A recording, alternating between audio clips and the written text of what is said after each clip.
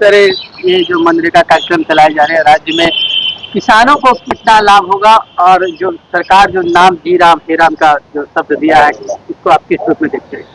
जी राम जी योजना जो लाई गई है उसमें मौसम आधारित और किसानों से जुड़े हुए, आपदा से जुड़ा हुआ और गांव की तरक्की के लिए, गांव के विकास के लिए और मौसम आधारित योजना बनेगी और उस दिशा में काम होगा ताकि जो जी राम जी योजना है वो व्यापक तरीके से गांव की तरक्की कर सके, इंफ्रास्ट्रक्चर का निर्माण कर सके, ग्रामीण आजीविका को बढ़ावा मिल सके।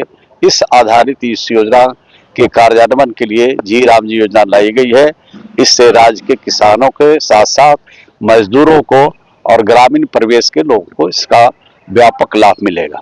लोग विरोध क्यों कर रहे हैं नाम बदलने का इसका? अब विरोध तो करते ही रहते हैं। विरोध तो चुनाव से पहले भी कर रहे थे, चुनाव के बाद भी करेंगे। जब तक विपक्ष रहेगा विरोध करना उनका काम है, लेकिन विरोध करने से इसका ग्रामीण लोगों पर कोई असर पड़ने वाला नहीं है। उनको सरकार को सुझाव देना चाहिए, इसमें जो कमी है, इसमें जो और अच्छा किया जा सकता है, इसके बारे में उनको बताना चाहिए।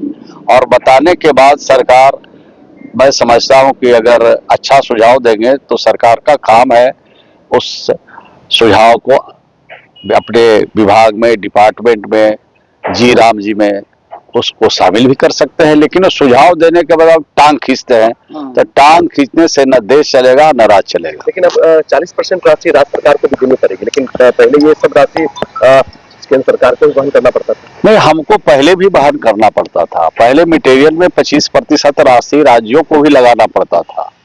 सिर्फ और सिर्फ मजदूरी मद में भारत सरकार 7% देती थी।